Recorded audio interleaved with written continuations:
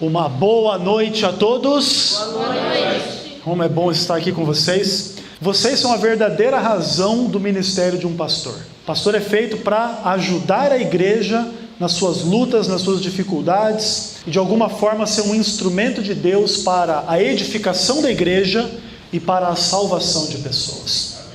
Vamos abrir a Bíblia, Eclesiastes capítulo 7, versículo 20. E enquanto você abre a tua Bíblia, deixa eu anunciar para você. Essa noite, o título da mensagem que eu trago para vocês é assim: a perfeição de caráter e o único conceito de pecado. E hoje nós vamos adentrar nas questões mais específicas e inclusive mais complicadas da discussão sobre perfeição de caráter. Por quê? Porque se existe algo que nos faz imperfeitos, é justamente o pecado.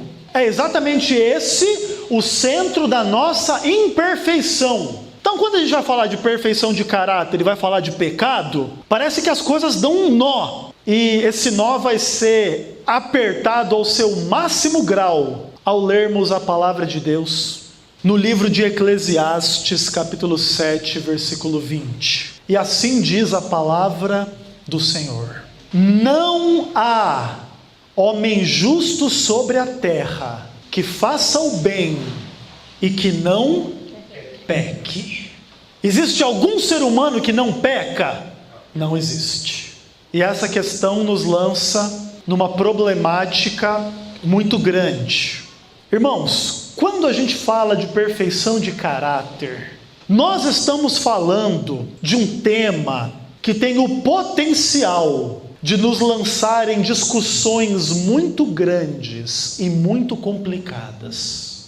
Falar de perfeição de caráter tem a ver com o evangelho, com a salvação, com o pecado e com a obediência à lei de Deus. Mas não é só isso. Já ouviu falar do selamento? Já ouviu falar de chuva serôdia? Já ouviu falar de eventos finais? Já ouviu falar de fechamento da porta da graça? Já ouviu falar sobre a natureza de Cristo? Vencer como Jesus venceu?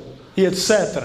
Tudo isso tem a ver com o nosso tema da perfeição de caráter. E eu já entendi que fazer uma semana de oração só sobre esse tema não vai ser suficiente. Vou ter que fazer uma meia dúzia de semanas de oração sobre esse tema. Portanto, irmãos, perfeição de caráter e pecado são temas muito amplos, muito grandes, muito profundos. E o assunto de hoje é o mais fundamental da semana inteira.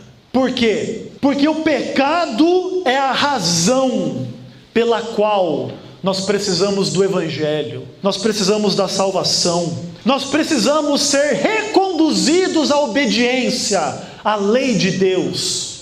É a razão da nossa missão em pregar ao mundo, mesmo em meio ao fim do mundo e até o fim do mundo. Além disso, diante da magnitude e amplitude do tema, o conceito de pecado se torna muito importante. Por quê? Porque ele vai influenciar tudo o que a gente pensa. Dependendo da minha visão de pecado, vai mudar a minha visão da salvação, a minha visão da natureza de Cristo, a minha visão do evangelho, a minha visão dos eventos finais. Pode ser influenciada ou moldada pela minha visão do que é o pecado. Se eu crer que pecado é só roubar e matar, e eu não roubo e não mato, eu me sinto um não pecador. Aí você vai pregar por aí e diz para as pessoas: vocês são pecadores. A pessoa ri na sua cara. Eu não mato, eu não roubo. Tu está dizendo o quê? Que eu sou pecador? Eu não. Eu vivo a minha vida correta, eu pago imposto, eu sou bom, eu faço caridade. Acontece isso ou não acontece? Por causa da visão do pecado que ela tem. Aí você fala assim: você precisa ser salvo. Eu não estou perdido. Estou aqui direitinho com Deus, estou vivendo a minha vida correta, Deus vai lembrar de mim, vai me salvar. Tem pessoas que pensam assim? Um monte. Por isso, a visão que nós temos do pecado molda a nossa visão da salvação. E o texto bíblico de hoje nos diz: não existe ser humano sem pecado. Então o que será que é o pecado que todo mundo tem? Porque de fato nem todo mundo rouba, nem todo mundo mata. Se pecado for só roubar e matar, de fato nem todo mundo é pecador. Mas o pecado é mais profundo do que isso.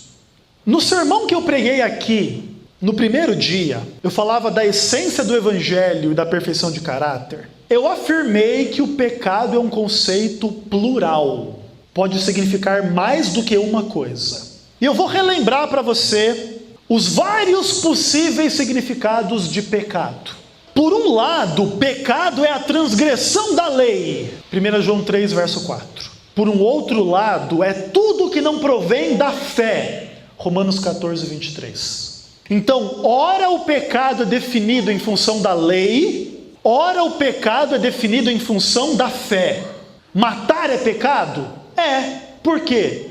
Porque a transgressão de uma lei, não matarás. Não crer em Jesus é pecado? É. Porque o que não vem da fé é pecado.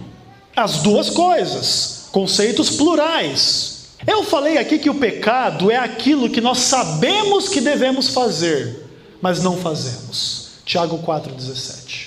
Você sabe que você deve dar carinho para tua mãe, mas você não liga para ela, não escreve para ela, não manda mensagem para ela, não visita ela, não perdoa ela os erros dela. É pecado ou não é? É pecado.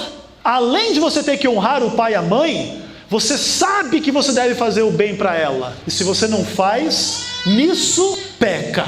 Em outros momentos, existe o que a Bíblia chama de pecado por ignorância. Levítico capítulo 4, versos 27 e 28. Também na Bíblia, pecado pode ser uma lei na natureza humana. Romanos capítulo 7, verso 20 e 21. Lembra daquele dilema de Paulo? O bem que eu quero eu não faço, o mal que eu não quero, esse faço. Fazer o mal é pecado?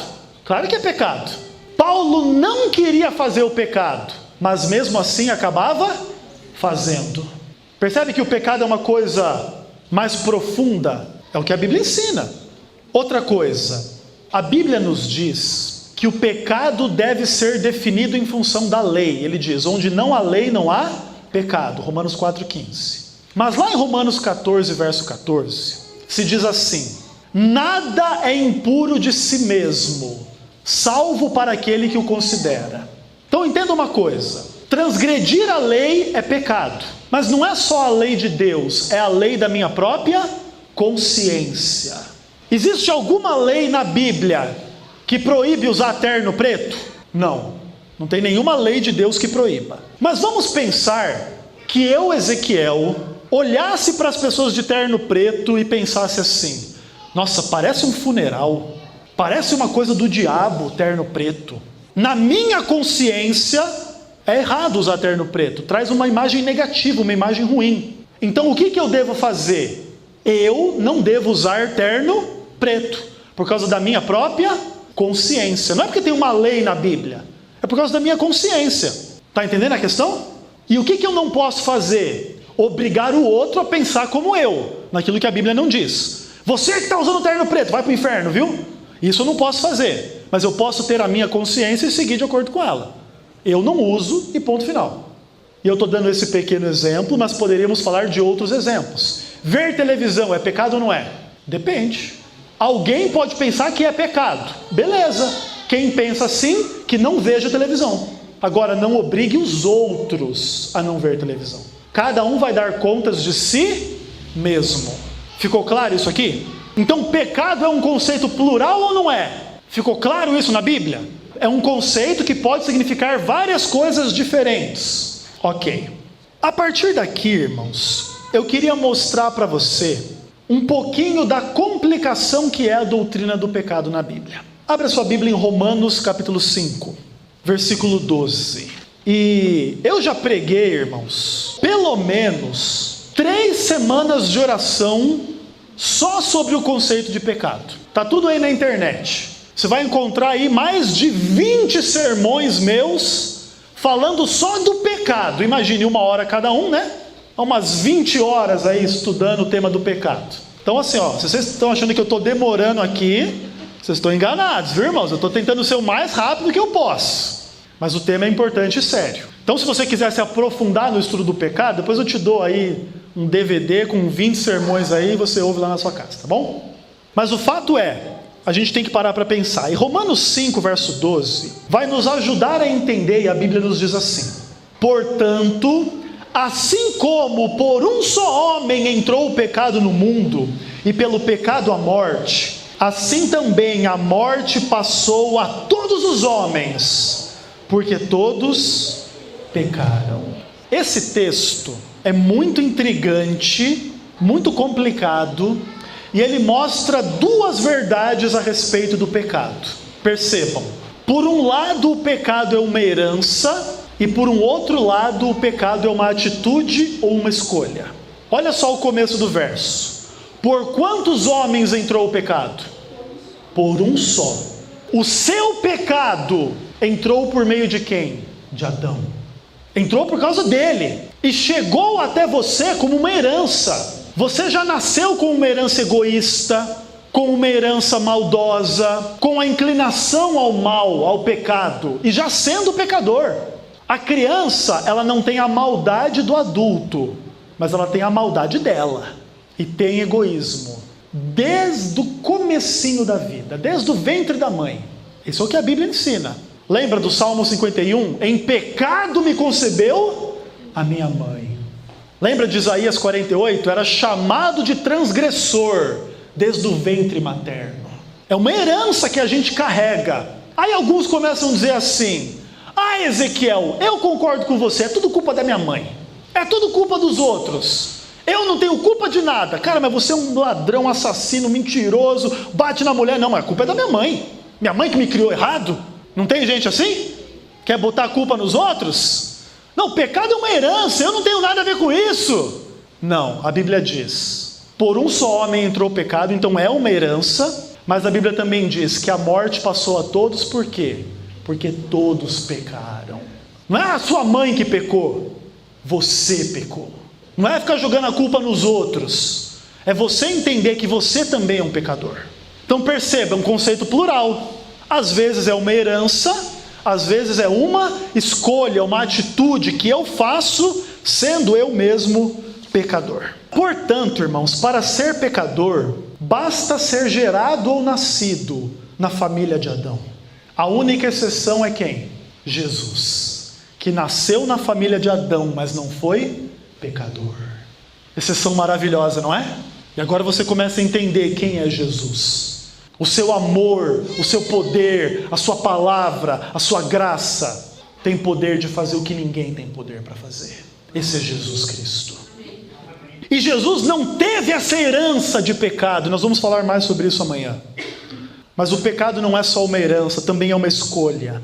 E Jesus também nunca fez uma escolha de pecado. Jesus não teve natureza pecaminosa, nem fez escolhas pecaminosas. Ele foi diferente de todos os outros homens. Jesus é único, Ele é o Senhor do universo. Pelo princípio da não contradição, nós defendemos que o pecado é tanto uma escolha quanto uma herança. E existem algumas questões parecidas com isso nos escritos de Ellen White sobre perfeição de caráter. Vou mostrar para vocês algumas citações. Conselhos aos pais, professores e estudantes, página 192. Ellen White diz assim: elas, falando de algumas crianças, herdam o caráter imperfeito dos seus pais. O caráter como uma herança. O pai teve um caráter errado, passou como herança um caráter errado para os seus filhos. Interessante. Por um outro lado, ela diz assim, Mente, Caráter e Personalidade, página 546, o volume 2. Não se herda caráter perfeito, não o recebemos por acaso. Nós recebemos o que? O caráter imperfeito por herança, mas caráter perfeito, não. Vê a desigualdade da coisa? A gente já nasce imperfeito, ninguém nasce perfeito, no sentido moral e espiritual. Por um outro lado, a continuação desse texto de Mente, Caráter e Personalidade, ela diz assim: O caráter nobre é ganho por esforço individual, mediante os méritos e a graça de Jesus. Então o caráter imperfeito é meu por herança. O caráter perfeito eu tenho que me esforçar por ele. Eu tenho que me esforçar para rejeitar o meu pecado, para poder ter um caráter perfeito. Essa é a questão que esses textos nos mostram. Lembra de ontem, onde nós lemos, Fundamentos do Lar Cristão, página 56. Todos têm caráter imperfeito. É igual o texto que nós lemos de Eclesiastes hoje. Todo mundo peca. É a mesma coisa. Todo mundo tem caráter imperfeito, todo mundo peca. São as mesmas verdades. Existem outros textos de Ellen White. Quero ler para você aqui. Desejados de todas as nações, 7:62. A lei requer justiça, vida justa e caráter perfeito, mas isso o homem não tem para oferecer. A lei de Deus, o que ela pede de nós? Que a gente faça tudo certo e não faça nada errado. Mas quem de nós pode oferecer tudo certo e nada errado para a lei de Deus? Nenhum de nós. Ela diz: isso o homem não tem para oferecer. Portanto, alguém tem um caráter perfeito em última instância? Não, ninguém tem.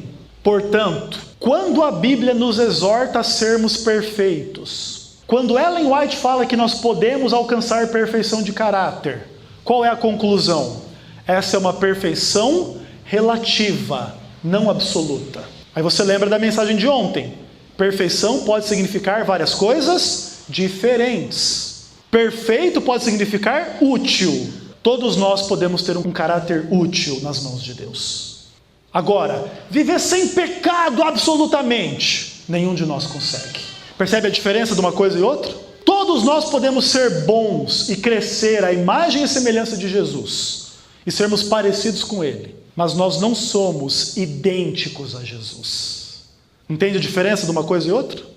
Eu posso ser um bom pai, um bom filho, um bom pastor, um bom amigo, mas eu não posso me comparar com Jesus. Jesus é sem pecado, eu sou pecador. E amanhã nós vamos falar mais sobre isso. Agora, aqui surge um desafio a tudo que eu preguei para vocês até agora. E esse é um desafio que merece ser considerado. Para tentar manter as interpretações perfeccionistas, alguns adventistas defensores da perfeição de caráter evocam o pensamento de Ellen White, que ela repetiu várias vezes em seus escritos.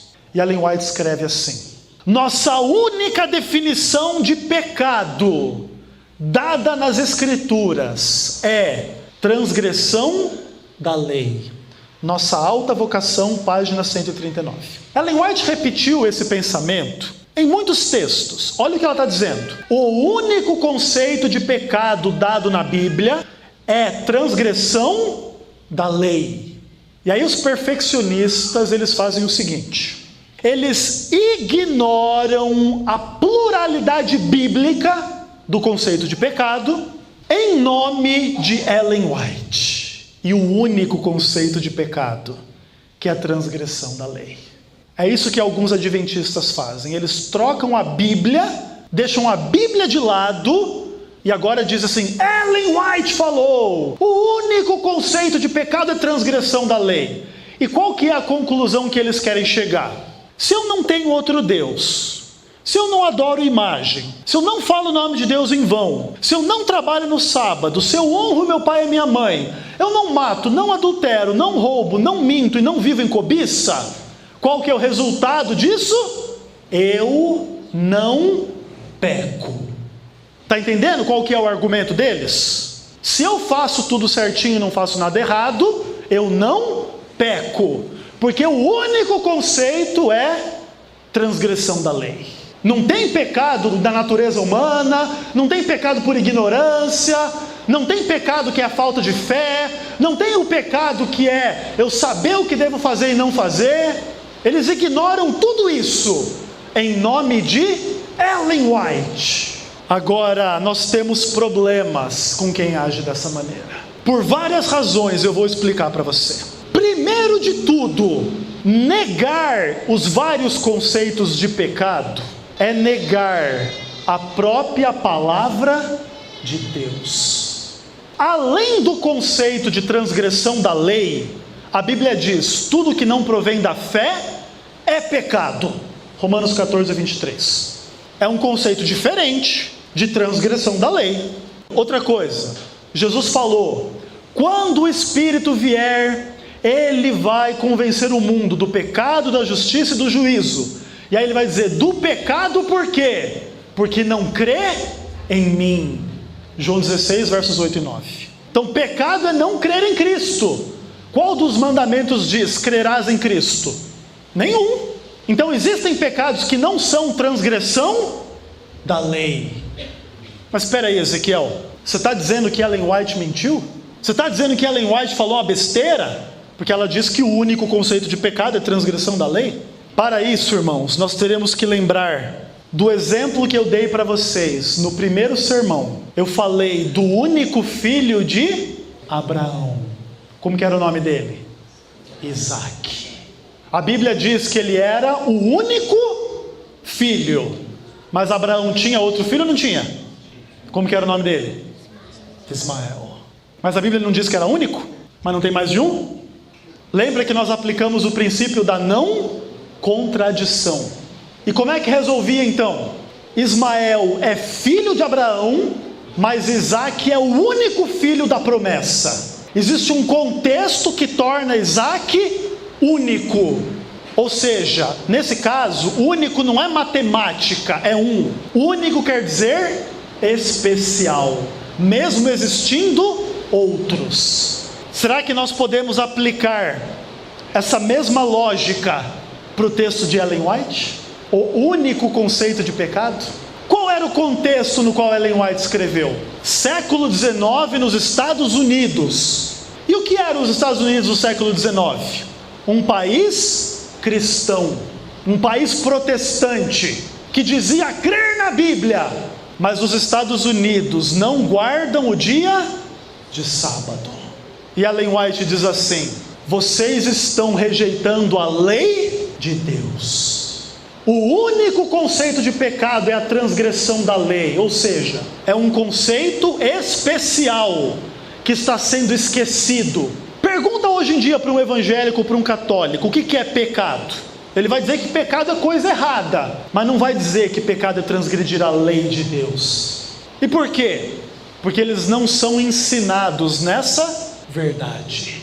Porque se ele for ensinado nessa verdade, ele vai querer descobrir que lei é essa, e ele vai ser conduzido aos 10 mandamentos, e ele vai precisar guardar o sábado, se ele quiser não transgredir a lei. Está entendendo a questão? Esse é um conceito importante, transgressão da lei? Muito. Então Ellen White faz o quê? Enfatiza ele. Devemos defender o único conceito, mas não é dizendo que não existem outros, é dizendo que aquele é um conceito especial para nos guiar na verdade de Deus. Você acha que Ellen White está negando que nós temos uma lei na nossa natureza que nos leva ao pecado? Ellen White é maluca agora? Está negando a Bíblia? Você acha que Ellen White está dizendo que aquilo que não vem da fé não é pecado? Ellen White está negando a Bíblia? Claro que não. Ellen White diz: a Bíblia é a única regra de fé e prática. Fundamentos da Educação, página 126. Da mesma forma como ela diz que a transgressão da lei é o único conceito, ela diz que a Bíblia é a única regra de fé e prática. E nós vamos chegar a esse ponto mais para frente. Portanto, o conceito único não é matemático, mas sim especial. Da mesma forma que Isaac ser o único filho não nega que Ismael também era filho, transgressão da lei ser o único conceito não nega que existem outros conceitos. De outra forma, Ellen White simplesmente estaria negando a palavra de Deus, e só isso. Mas Ellen White não faz isso, e é por isso que nós cremos que ela foi usada por Deus dentro dessa igreja. E você percebe nos escritos de Ellen White muitos outros conceitos de pecado. Agora, para a gente caminhar para o fim, abra sua Bíblia em Romanos capítulo 13. O assunto dessa noite, irmãos, é essencial e importante. Vamos entender algumas coisas. Romanos 13, versículo 10, a Bíblia nos diz assim: o amor não pratica o mal contra o próximo, de sorte que o cumprimento da lei é o amor. Deixa a Bíblia aberta em Romanos 13. Irmãos, se o pecado é a transgressão da lei, nós devemos estar conscientes do que significa guardar a lei, que é o oposto do pecado. Então olha só, olha que argumento interessante. Transgredir a lei é pecar, o amor é guardar a lei. Agora eu quero fazer uma pergunta para você: é possível eu não transgredir a lei, mas ainda assim ser imperfeito em amor? Olha o que eu quero dizer. Eu consigo ser alguém que não rouba, não mata, não mente, não trabalha no sábado, eu não transgrido os 10 mandamentos. Eu consigo ser alguém assim? Claro que eu consigo. Mas mesmo assim eu posso ser alguém que falha em amor ao mesmo tempo? Pode, certo? Então eu não estou transgredindo, mas eu também não sou perfeito em amar. Então percebam uma coisa importante. Às vezes, irmãos, a gente confunde as coisas e a gente acha que a gente não é pecador porque a gente não está o quê? Transgredindo. E a gente acha que nós somos os santos da paróquia, né? Os pecadores, esses aí fora. Aqui dentro nós somos os santos, os bonzões. Mas nos falta amor ou não falta? Nos falta amor, irmãos. E nós vamos dizer que nós somos sem pecado? Guardar a lei não é o amor? Então perceba, existe um sentido do pecado que é a transgressão. E desse sentido todos nós devemos nos afastar. Não roubar, não matar, não mentir, não adulterar, não trabalhar no sábado e etc. Mas existe um sentido mais profundo, que mesmo que você não transgrida, você ainda é um imperfeito pecador. E é isso que você tem que entender. Agora eu quero mostrar mais uma coisa. Vai para o verso 8 do capítulo 13. E eu quero conduzir vocês a uma questão interessante. Olha só: a ninguém fiqueis devendo coisa alguma, exceto o amor, com que vos ameis uns aos outros. Porque quem ama o próximo tem cumprido a lei. Quem ama é fiel à lei de Deus. Quem é fiel à lei de Deus, ama. Então será, quem tem amor não peca? Vai para Efésios capítulo 4. Depois Filipenses capítulo 1 e nós vamos terminar. Efésios 4, versos 15 a 16. Perceba a minha pergunta. Quem ama o próximo tem cumprido a lei. Pecar é transgredir a lei. Então será que quem ama não peca? E Efésios capítulo 4, a partir do verso 15, vai nos ajudar a responder, dizendo assim: mas seguindo a verdade em amor, cresçamos em tudo naquele que é a cabeça, Cristo, de quem todo o corpo bem ajuntado e consolidado pelo auxílio de toda a junta, segundo a justa cooperação de cada parte, efetua o seu próprio aumento para a edificação de si mesmo em amor. Vai para Filipenses 1, verso 9.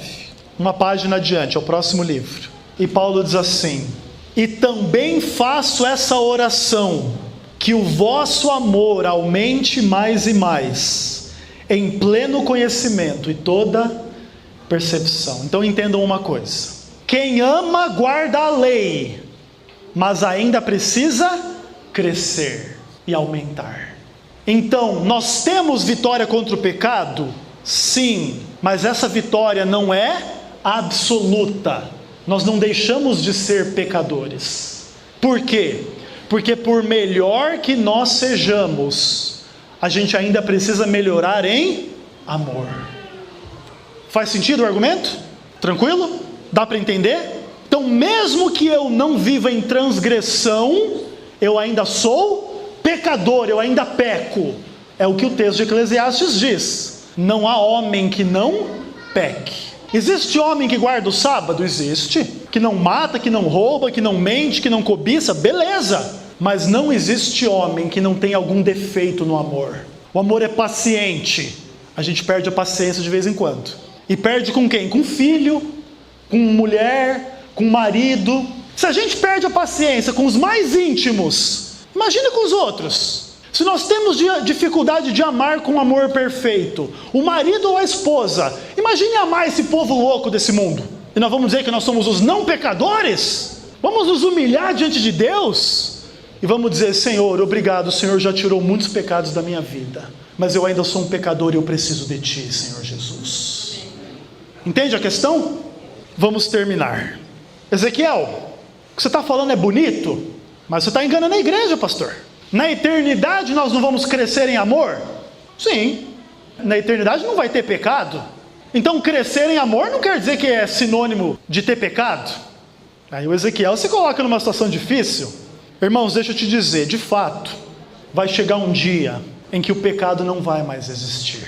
Apocalipse 21 diz assim: e não haverá pranto, nem luto, nem dor, nem morte, porque as primeiras coisas passaram. Onde não tem morte, não tem o quê? Não tem pecado. O salário do pecado não é a morte? Quando deixar de existir a morte, vai deixar de existir o pecado. Enquanto existe morte, ainda existe pecado. Então quando é que o pecado acaba? Na glorificação. Está entendendo?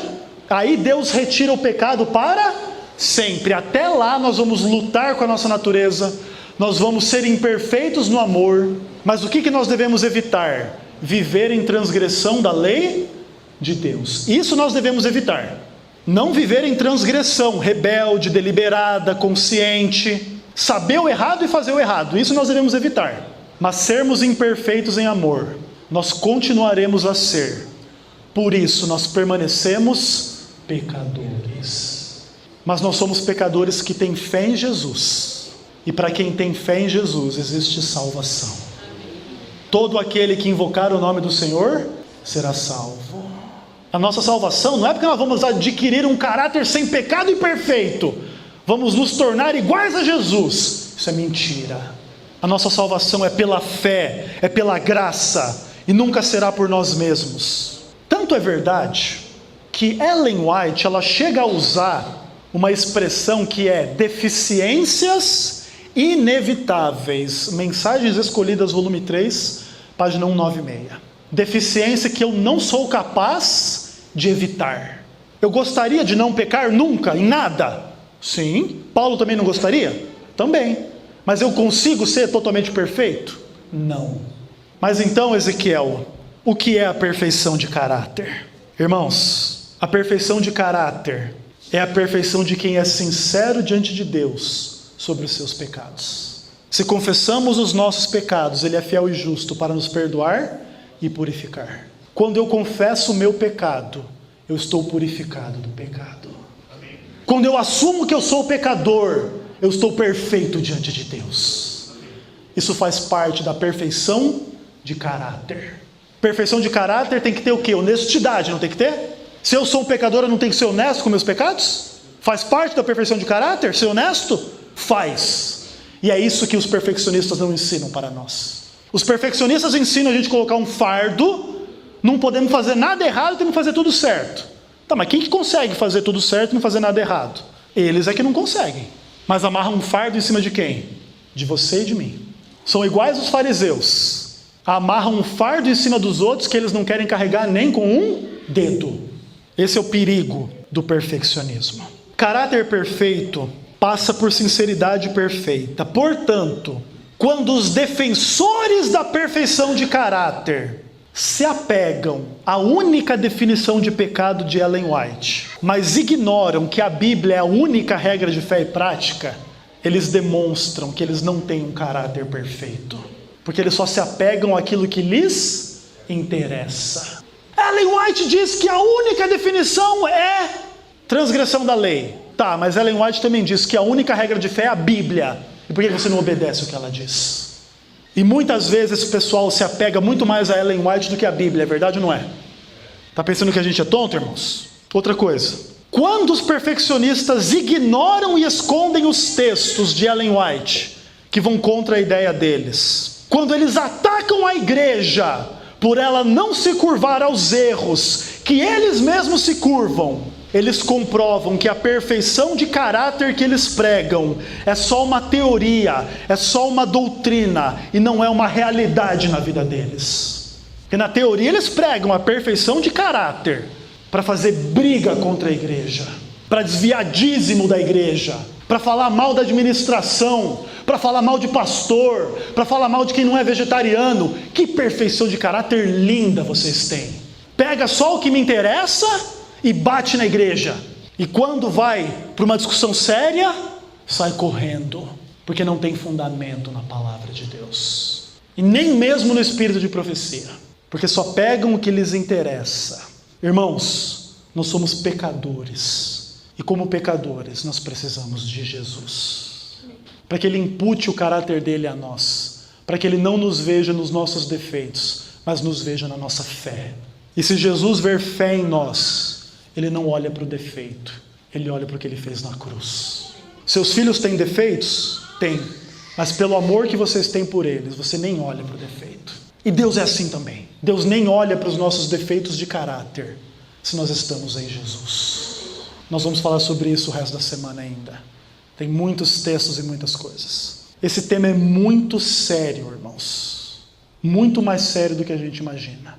Ele vai no centro de quem nós somos. E nós somos pecadores necessitados de Jesus. E por causa disso eu faço um apelo a você. Você tem uma oportunidade nessa noite de entregar o teu caráter para Jesus.